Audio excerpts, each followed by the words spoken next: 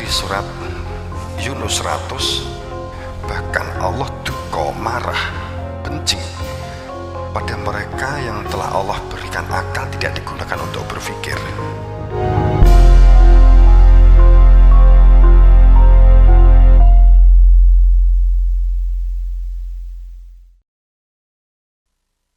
Saat orang fanatik terhadap sistem, umpamanya pertanian, pokoknya pertanian terbaik itu adalah pola dengan sistem. Umpama kita ambil jejer legowo, sehingga setiap melihat pola tanam yang berbeda kita langsung menyimpulkan itu salah, kan gitu. Dan pada saat ada orang yang memberikan informasi tidak menggunakan jejer legowo, ternyata hasilnya lebih bagus, langsung pikiran kita mengatakan bohong.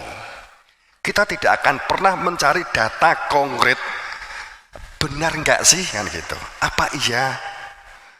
Karena kita fanatik dengan sistem jejer legowo atau jejer wayang, katakanlah demikian, maka kita tidak akan membuka diri ada kemungkinan teknologi yang memungkinkan bahwa apa yang kita lakukan ini ternyata ada yang lebih baik.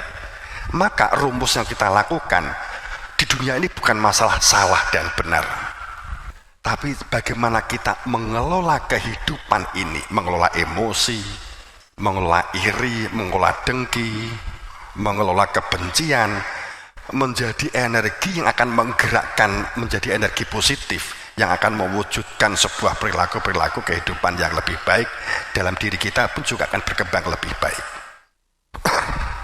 Tapi pada saat orang sudah fanatik terhadap kelompok, golongan, sing teman-teman, sing laris memang, sing laris biasanya pedagang. Kamu fanatik di sini fanatik pomone NU, fanatik Muhammadiyah, fanatik Siddiqiyah, fanatik Syiah, maka kopiah-kopiah ini akan banyak berseliweran yang namanya logo. Apa itu nggak boleh? Boleh. Kita nggak meresahkan ini. Fanatik Jatayu, padahal Jatayu itu maksudnya wadah supaya hidup ini bersosial dengan baik. NU sebagai wadah organisasi untuk melakukan perbuatan maslahah dan kesalehan, kan seharusnya begitu.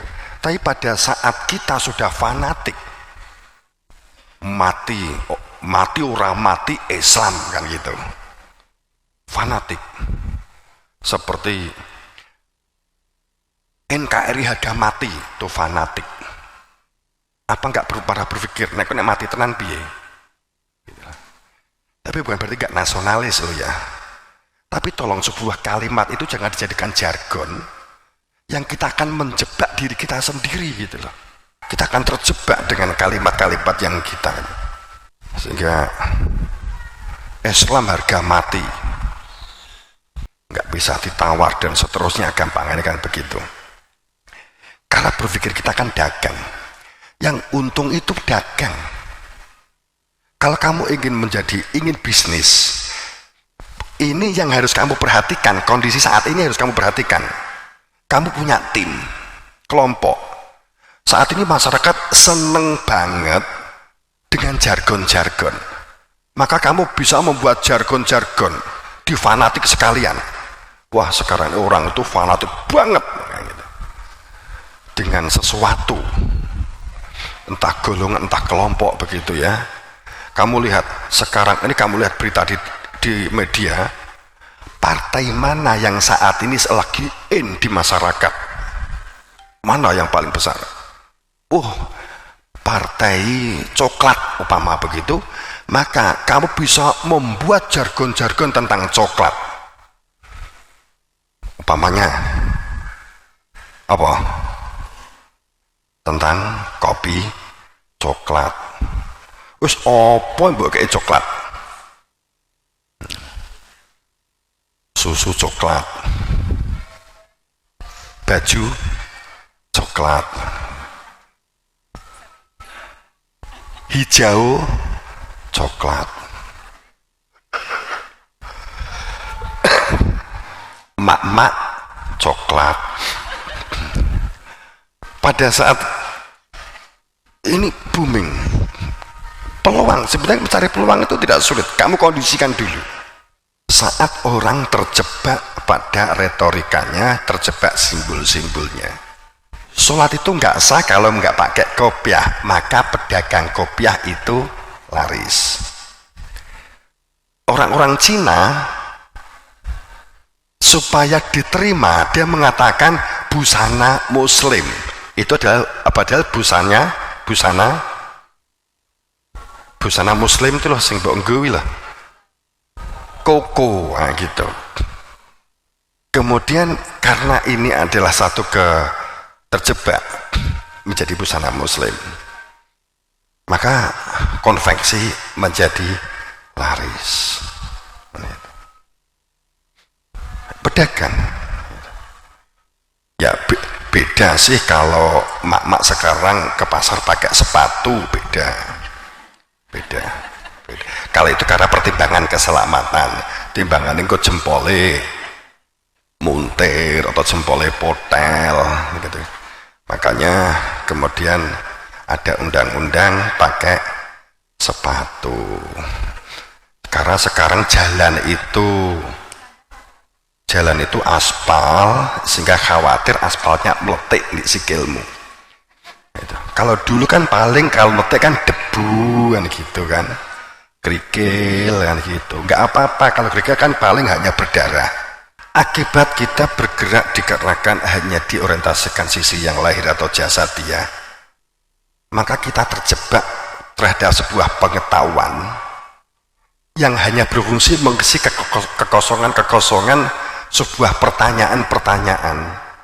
Kita ingin tahu tentang apa sih, tentang Garuda atau wayang. Kita hanya akan mencari tentang wawasan, terjebak pada pengetahuan tentang wayang, pengetahuan tentang sesuatu yang kita anggap masalah bagi kita. Kita hanya terjebak pada pengetahuan, tapi kita tidak menyentuh ilmunya. Pada saat kita terbiasa kehidupannya adalah kehidupan yang lahir, kehidupan yang jasadi, kehidupan yang hanya kehidupan retorika gitu ya, formalitas. Sehingga waminan nas, banyak manusia yang berbicara tentang Allah, berbicara tentang agama, berbicara tentang dalil, berbicara tentang kata-kata mutiara, berbicara tentang kata-kata bijak, berbicara tentang bagaimana di dalamnya Allah bihuri ilm, tapi tanpa ilmu, wala huda, tanpa huda, wala kitab, tanpa kitab.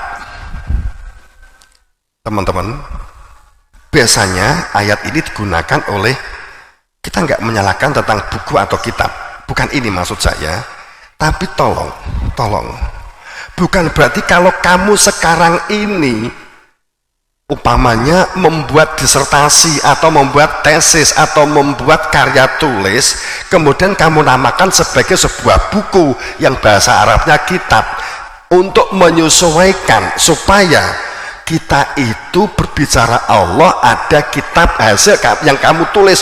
Bukan begitu loh ya, paham maksud saya? Bukan ini. Kitab yang kamu pelajari sekarang ini sifatnya wawasan atau wacana. Kitab di dalam hal ini bersifat sebagai kitab yang la raiba fihi dan mutakin, kitab yang tidak ada keraguan sama sekali, yang tahu persis tentang kebenaran, cara menuju kebenaran, bahkan sebagai kebenaran itu sendiri. Banyak manusia berbicara tentang keyakinan, tentang keimanan, tentang agama, tentang surga, tentang neraka, bigur ilm, tanpa ilmu, karena tidak bisa membedakan antara ilmu dan pengetahuan, karena tidak bisa membedakan antara ilmu dan wawasan.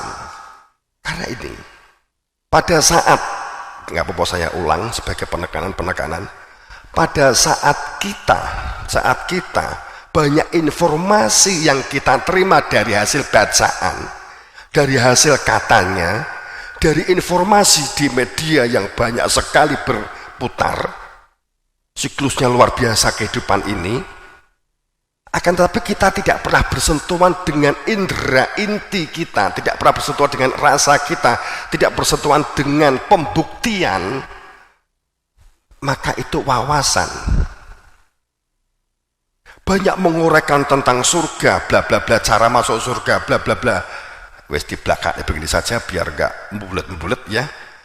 Kemudian tentang neraka berbicara begini, tentang widodari begini. Buku ini. Faktanya itu kamu tidak pernah mengetahui tentang apa yang disampaikan seseorang itu. Dan seseorang itu tidak menjadikan kamu berada di dalam satu koridor bersaksi. Kamu nggak mengalami sendiri, maka dipastikan ini wawasan. Butuh diperjelas. Saat ini memang diperlukan untuk sebuah olah pikir, iya. Saya nggak ngomong skeptisnya, tapi saya akan mengatakan untuk supaya tahu perbedaan. Siapa orang yang berilmu dan siapa yang orang hanya berwawasan, sesungguhnya tidak berilmu. Saat kita banyak membaca buku tentang berbagai hal, sehebat apapun buku itu yang bahkan menjadikan seseorang itu menjadi profesor, doktor, insinyur, dibalik ya. Gitu. Umpamanya begitu. Dengan berbagai buku, berbagai kitab, itu sifatnya tetap wawasan selama kita tidak pernah bersentuhan indera kita dengan persaksian. Kalau kamu membaca tentang pertanian, hebatnya kayak apapun, tapi kamu tidak pernah menyatakan tentang pertanian, kamu tidak pernah praktek tentang pertanian, kamu tidak pernah masuk ke lahan, maka itu bagi kamu adalah wawasan atau wacana. Tapi seseorang yang tidak pernah membaca buku, tapi dia tertib, sregep di lahan, maka dia memiliki ilmu tentang pertanian. Tinggal mendasari perilaku yang terbuka, punya perilaku terbuka, lapang dada, rasional, begitu, maka dia akan maju pertaniannya. Dia yang punya ilmu. Kalau seseorang berbicara tentang Allah, malaikat, surga, cara masuk surga, cara mengenal Allah dengan berbagai buku, tapi faktanya saat kamu mendengar tidak pernah menyentuhkan masuk dalam sebuah wilayah menjadi bersaksi, indranya menjadi bersentuhan dengan unsur kesaksian, maka itu adalah wawasan, bukan ilmu. Saat wawasan, maka kamu dikatakan berpengetahuan. Saat berilmu, maka kamu dikatakan makrifat. Itu bedanya. Faham? Saat kamu banyak wawasan, maka kamu berpengetahuan. Sifatnya relatif. Bisa benar, bisa salah. Tergantung latar belakangmu. Akan tetapi kalau ilmu, sifatnya makrifat. Benar. Ini yang menjadi berbeda. Wawasan atau pengetahuan akan cenderung membentuk fanatis jika tidak hati-hati. Fanatik. Orang yang banyak wawasan akan cenderung menjadi arogan dan fanatik jika tidak hati-hati. Karena khawatir. Dia tidak ingin wawasan yang banyak yang dia miliki itu akan menjadi bergeser ke orang lain sehingga dia kalah. Terkadang begitu. Oke, kalau ini psikologi, ini suatu saat saja.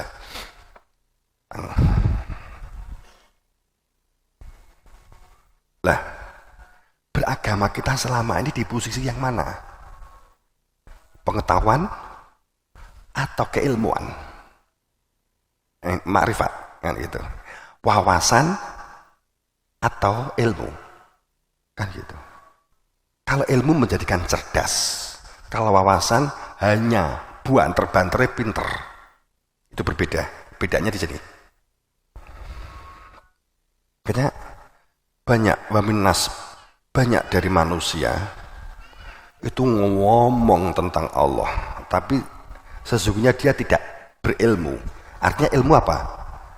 Tidak di dalam hakikatnya sesuatu atau intinya sesuatu. Ilmu itu sesuatu untuk membuka hakikat, itu namanya ilmu. Sesuatu yang buka hakikat atau sesuatu yang akan menunjukkan inti tentang sesuatu, itu ilmu. Tanpa ilmu, tanpa hudan itu apa? Terang, cahaya, wujudnya ada.